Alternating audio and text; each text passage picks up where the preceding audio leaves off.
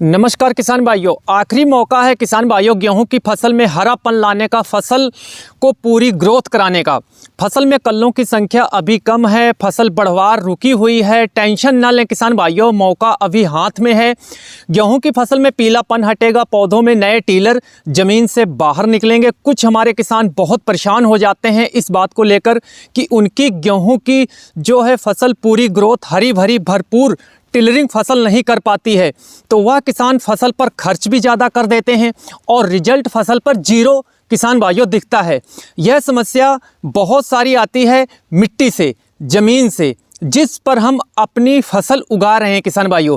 ज़मीन में organic matter maintain नहीं होता है, सूक्ष्म पोषक तत्वों की कमी, क्योंकि हमारे अधिकतर किसान जो है गोबर की सड़ी खाद का प्रयोग अपनी ज़मीनों में कम करने लगे हैं। आधाधुंध रासायनिक खादों का प्रयोग से हमारी ज़मीनें और भी ज़्यादा किसान भाइयों हार्ड और सख्त बन चुकी हैं, जिससे मिट्टी में पानी अवशोषित नहीं हो पाता है। पौधों में जड़ों का विकास जब तक ज़मीन के अंदर दौड़ेगा नहीं किसान भाइयों, तब तक जो पौधा है पूरी ग्रोथ नहीं कर पाता है और किसान भाइयों वजन और भरपूर पैदावार भी किसान भाइयों नहीं मिल पाती है। ये सबसे बड़ी ज़्यादा समस्या है जिससे हमारी जो फसलें हैं वो ग्रो नहीं कर पा रही हैं। तो आखिरी मौका है किसान भाइयों, वीडियो को आप लोग पूरा देख कर जाइएगा। बहुत ही आप लोगों को मैं ऐसे ट्रिक बताने वाला हूं जो आप लोगों को अपनी फसल में प्रयोग करना है। और आपकी जो गेहूं की फसल है किसान भाइयों, अगर कम टीलर अभी तक बने हैं, कल्लों की संख्या कम बनी हुई है, हरापन नहीं आया है पौधों पे, तो वो आपके हाथ में मौका है। आप लोगों को क्या क्या अब प्रयोग करना है आपकी फसल में, मैं आप लोगों को 3 तरीके बताऊंगा।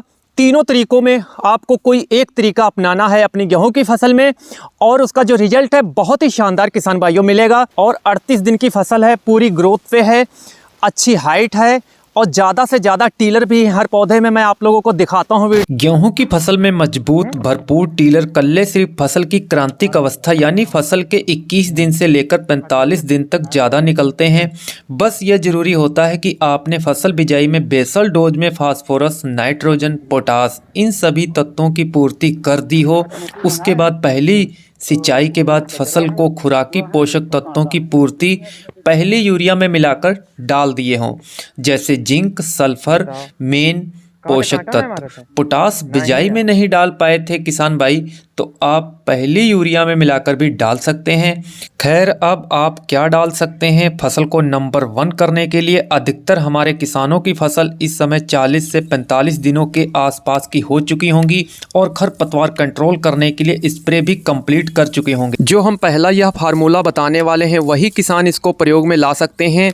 जिनकी फसल ग्रोथ नहीं कर पा रही है, ज़मीन मिट्टी कमज़ोर है और 1-2 दिनों में सिंचाई लगाने वाले हैं, तो आप लोग यूरिया के साथ मिक्स करके छींटा लगाना है। अब आप लोगों को जो लेना है, जैसे यूरिया की बची हुई आखिरी किस्त ले सकते हैं और इसके साथ में आप लोगों को क्या मिलाना होगा? जिंक 33% की 5 किलोग्राम, मैग्नीशियम सल्फेट 5 किलोग्राम और सागरिका 5 किलोग्राम।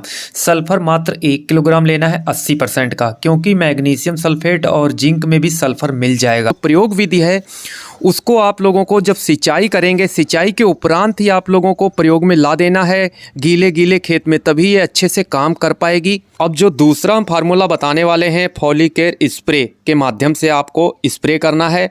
अब आपको जो लेना है 05234 NPK, इसमें आप लोगों को पोटास और फास्फोरस दोनों मात्रा मिल जाएंगी और अच्छा काम भी करेंगी किसान भाइयों। 1 किलोग्राम 1 एकड़ में 100 लीटर ताज़ा पानी लेना है, अच्छे से स्प्रे करना है। इसमें 200 से 250 ml आप नैनो यूरिया भी ऐड कर सकते हैं और अच्छे रिजल्ट मिलेंगे। जो तीसरा फार्मूला है ये भी फॉलिकेयर स्प्रे है, बहुत अच्छे रिजल्ट इसके भी आएंगे। सभी तरह के पोषक तत्वों की कमी भी दूर हो जाएगी। आप लोगों को लेना है 1 से 1.5 किलोग्राम यूरिया, जिंक लेना है 21% की 500 ग्राम, 500 ग्राम लेना है मैग्नीशियम सल्फेट और लगभग 200 ग्राम लेना है फारस सल्फेट। और ये पानी की मात्रा लगभग 130 से 140 लीटर 1 एकड़ में ताज़ा पानी लगाना है। फॉलिकेयर स्प्रे अच्छे से करें किसान भाइयों। सबका घोल पहले अलग अलग बनाना है, फिर स्प्रे टैंक में मिक्स करके और स्प्रे लगा देना है। आप लोगों को 3 में से कोई एक फार्मूला प्रयोग करना है किसान भाइयों। मैंने आप लोगों को अच्छे से बताया है और इस वीडियो को और किसानों तक भी ज़रूर शेयर कीजिएगा। धन्यवाद, जय हिंद।